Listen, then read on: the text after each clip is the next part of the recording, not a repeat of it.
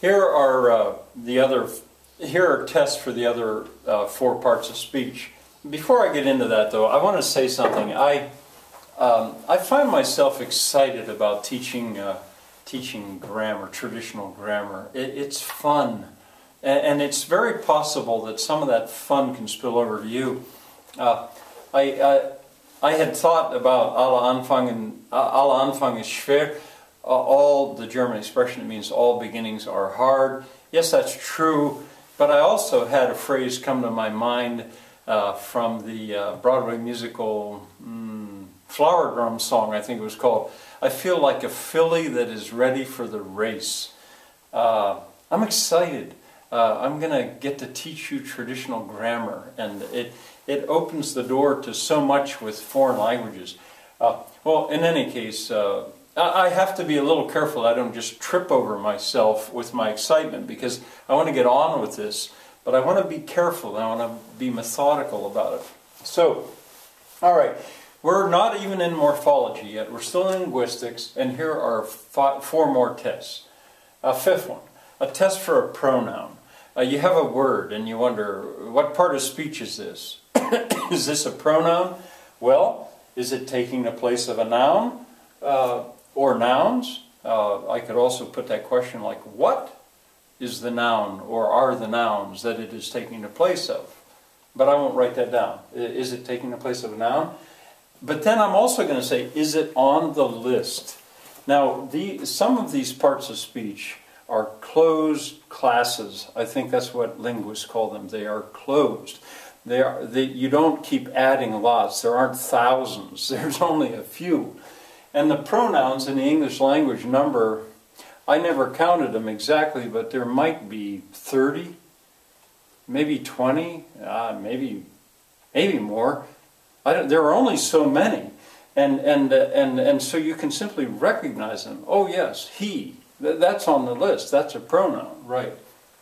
So is it on the list? I should have a question mark somewhere here. Which C? In other words, go look at the list. Go check out the list. I will give you that list soon. Well, henceforth, QV is going to mean which C. Quod vide is, I underline it because it comes from Latin.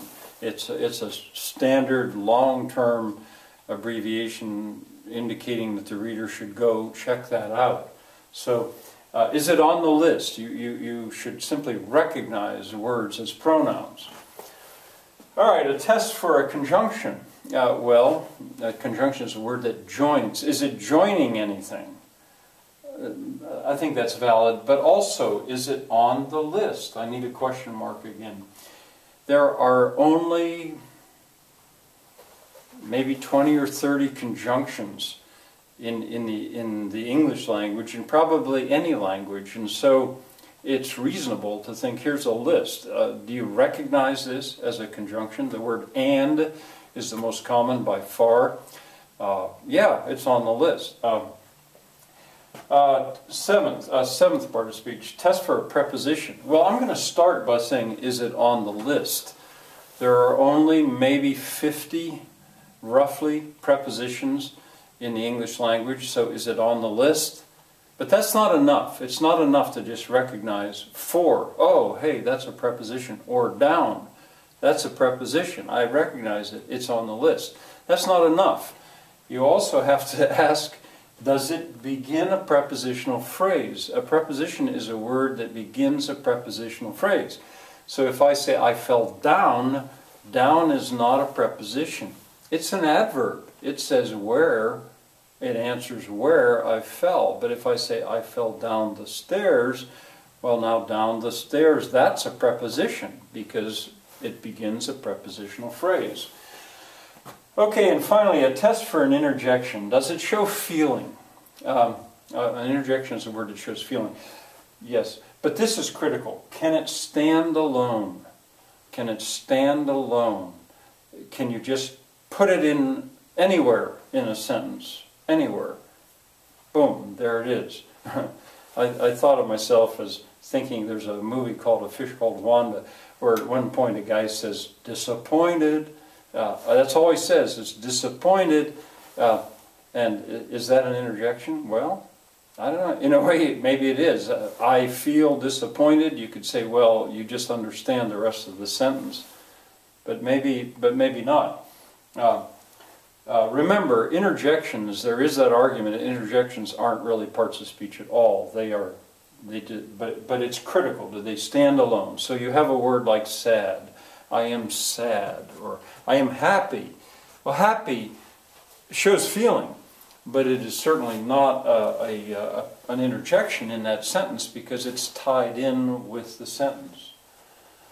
All right, I got to be careful about not just stumbling over myself with my enthusiasm for teaching traditional grammar. It is absolutely fun. Boy, I hope it can be fun for you guys to learn. It certainly is fun and easy, really, to teach. I'll maybe say more about that later. But now I'm going to turn, in the last video of the day, I'm going to turn back to the chronological survey.